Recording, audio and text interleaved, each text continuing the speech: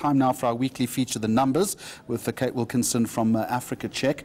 On Monday, the world will observe World Menstrual Hygiene Day. This week on the segment, we're going to focus then on how menstruation affects girls' school attendance in South Africa. Kate, good afternoon to you. So let's look at 2009 through 2016.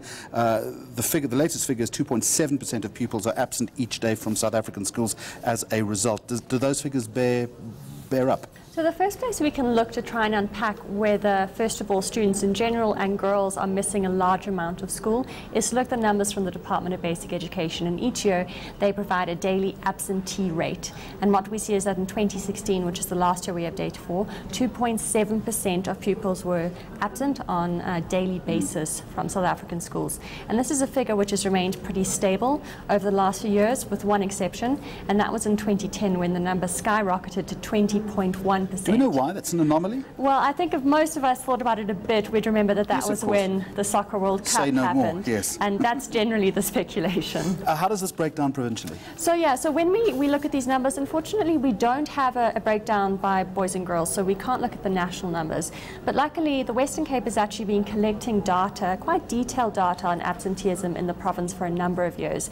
And when we look at the Western Cape's data, we see quite a sort of fairly even distribution of absenteeism when it comes to girls and boys. We don't see higher levels for girls. For example, in the first term of 2016, boys were absent for about 522,000 days for that term, in comparison to 541,000 for girls. But when we look at it as a percentage, we actually see higher absenteeism rates when it comes to boys. So here we see something which lots of activists and researchers don't really expect, which is that girls maybe aren't missing as much school as we expect. More universally, we have a figure of 7 million girls in South Africa missing schools every month due to the lack of sanitary pads. Again, does that figure stack up? So that was quite a big figure a couple of years ago, and we've seen it shared recently. And in fact, in 2016, the Minister of Health, Aaron Motsoaledi, was giving a speech at the International AIDS Conference, and his speech was interrupted by activists who held placards which pointed to the stats, saying that 7 million girls were missing school every single month because they couldn't afford to buy sanitary pads.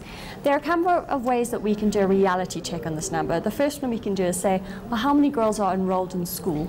And in 2016, if we look at how many girls were in school from grade R to grade 12, we see that the number is at 6.9 million. So already we get a little bit of a sign that there's something wrong with this number. We can refine it a bit further. The first thing we can do is to exclude girls under the age of 9, because it's highly unlikely that they would have begun menstruating. And then secondly, we can only look at schools where students don't have to pay fees. And when we do that, we see that there are roughly about 2.6 million girls who could be affected because they can't afford to actually buy basic sanitary products. And very quickly, what about the rest of the continent? So we also see interest in this on the continent. The general claim is that 1 in 10 African girls miss school because they can't afford sanitary products. There hasn't been much research on the topic. There have been small-scale studies, but none of it backs up the claim. And interestingly, the studies which have been done have found, similarly to the Western Cape, equal levels of absenteeism between boys and girls. We'll see you next week. Thanks very much indeed, Kate Wilkinson.